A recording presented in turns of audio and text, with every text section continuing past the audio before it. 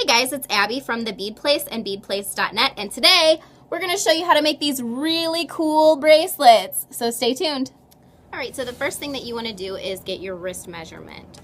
So take a tape measure and measure tight around your wrist. So mine is right at 6. So now what I'm going to do is take that measurement and add an inch. So I'm at 7 inches. Then multiply that by 2. So I'm at 14 inches. I'm then going to cut 14 inches of my cord. Now this makes a tight fitting bracelet, kind of like this. I mean, you can kind of move it around a little bit, but it's not going to drape down on your hand. That's what's comfortable for me. But if you want a bracelet that's a little bit more loose, just add some extra length. So I'm measuring 14 inches of my cord.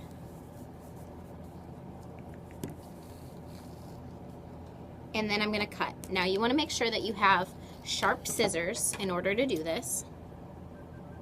Otherwise, it will fray. So I'm going to fold my piece of cord in half and string on my spacer bead. Now one of my spacer beads is going to go all the way to the end and the other one isn't. So we'll string on the first one and keep these ends perfectly flush, so the same length, and hold them together as you're stringing the spacer bead down. So string this all the way to the end, leave about an inch, and then string the second one on. Just like that. So I have my clasp here. This is a special 5mm hook clasp. I'm going to take my E6000 glue. I'm going to squeeze my glue just a little bit into the crevice. So you can see I've not used that much. Put the lid back on, and then you are going to keep with the natural curve of the bracelet and then put your cotton cord into the clasp. Now, as long as you cut and glue quickly, you shouldn't have much fray from the cotton cord, but if fray happens, I'll show you a trick to get it tucked in. So, should look like this. And then let it sit for a good half hour before you touch it. So I'll show you a trick in case you have little frayed edges or strings sticking out. Okay, so say we had some frays. What you could do is take a paper clip or a tweezers and just use that to help you push the cord into the clasp.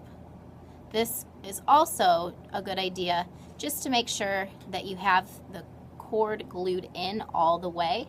So even if you don't have fray, this might be a good extra step to take. Now, if you don't have a paper clip, you can use your tweezers. Just make sure that your tweezers aren't super sharp, because as you're pushing, you might kind of rip through some of the woven area on the cord and it won't look pretty.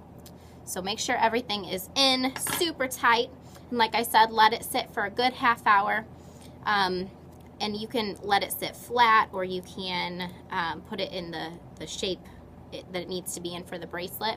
And then after a half hour, if you want to, this is completely optional, you can glue your beads into place. I don't. I like to be able to move them around, and depending on the shape of your wrist or your customer's wrist or your friend's wrist, whoever you're giving the bracelet to, if you're not keeping it yourself, they might want to move the beads apart a little bit, because if their wrist is more round or more oval, they might need to adjust it to be comfortable. So you can find all the materials that we use today on beadplace.net. Don't forget we have a Facebook page and an Instagram. We post new videos monthly. Like and subscribe if you'd like to see more. Thanks.